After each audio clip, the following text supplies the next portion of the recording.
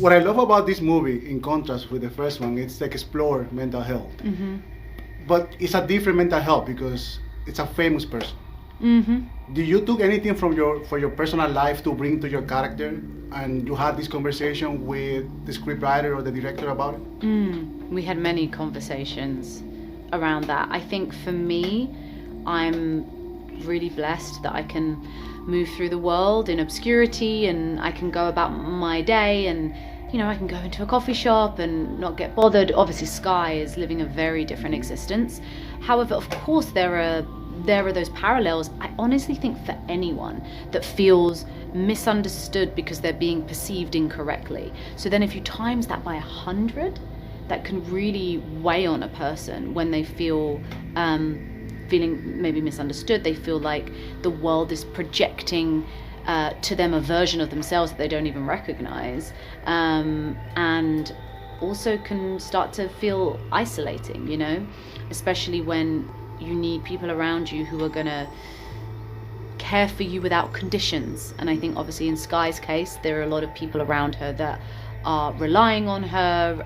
There's a lot of money involved in what she's doing, and a lot of people on the payroll. So I think there's that added pressure and weight, and also her world revolves around her, which I think is a very interesting headspace to be in.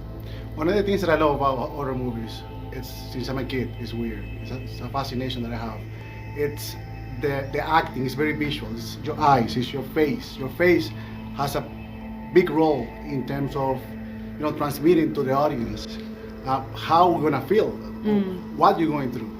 It is something that you worked before, like your faces, or because I assume that you have a relationship with the cinematographer, or how close the camera is gonna be with you. So how is that relationship with the crew to work towards that, because that's part of your acting too?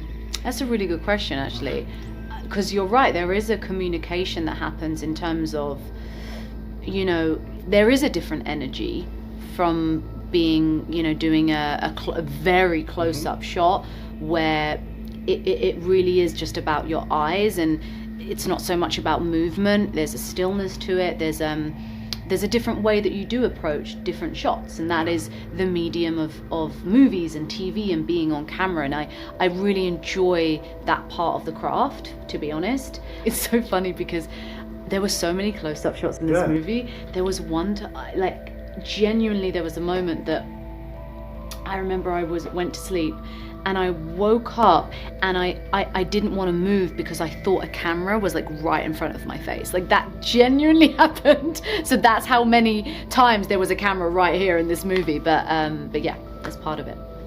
How do you leave a character like that after everything is end? How do you leave this character, and how was your feelings when you watched the movie for the first time and you saw yourself, all the things that you did, and its visual effects and everything? How does it feel? I think the way in which I work, and I think everyone's very different, I leave the character every day. I leave it on set, and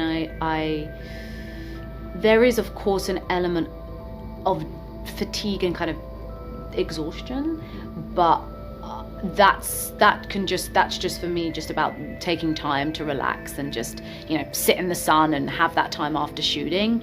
But other than that, it really is just, it's maintenance during the process. I don't really remain in any particular headspace.